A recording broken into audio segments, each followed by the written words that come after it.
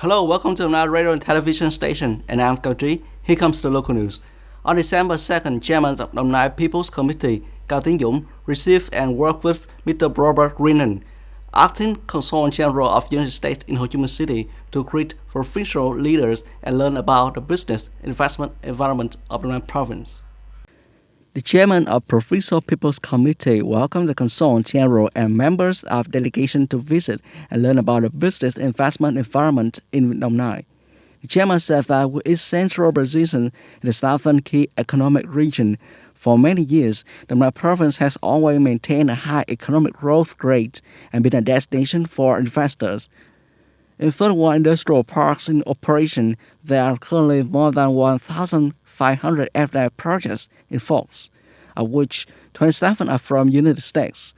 Mr. Robert Greenan highly appreciated the development potential of the Đồng Nai province and the province's efforts in preventing and controlling the COVID-19 pandemic. Regarding the oxygen pollution treatment project at Biên Hòa Airport, the Consul General asked the provincial leaders to complete the site clearance work soon, simultaneously to create favorable conditions for 2 years experts to come to Biên Hòa to work, helping the implementation of the dioxin treatment project at Biên Hòa Airport to take place on schedule. In recent years, cashless payments in Vietnam have grown rapidly. However, in rural and remote areas, this payment method is still difficult. This information was given at the Farmers Cashless Day workshop just took place in Hanoi. According to statistics, in rural areas, 90% of all transactions are paid in cash. Nearly 60% of the rural population doesn't have an account or has difficulty accessing modern financial services.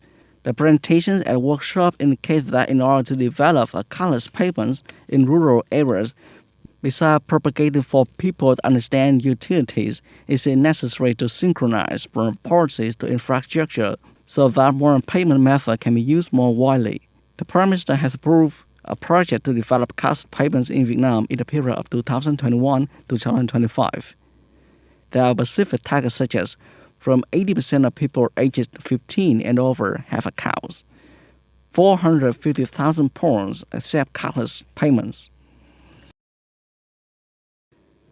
The report from General Department of Customs that accumulated in the first 11 months of the year, the total value of import and export of goods of Vietnam is expected to reach nearly $600 billion, a sharp increase of 22.3% over the same period in 2020.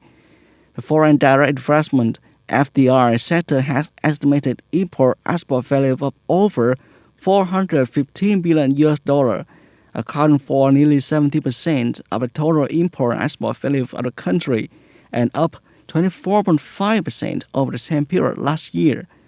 In particular, the total export value of this enterprise sector is estimated at $219 billion, up 20% over the same period in 2020, and the value of imports is estimated at more than $196 billion, up nearly 30%. On December 2nd, the U.S. House of Representatives passed a bill to grant funding to federal government until mid-February 22nd and sent it to the Senate for consideration before the deadline on the night of December 3rd local time, or the government will have to partially close. With 221 votes in favor and 212 votes against, the Democratic-controlled House of Representatives passed a provisional funding bill, which will take effect until February 18, 2022. This will help government employees avoid the risk of unpaid leave in the context of upcoming Christmas season.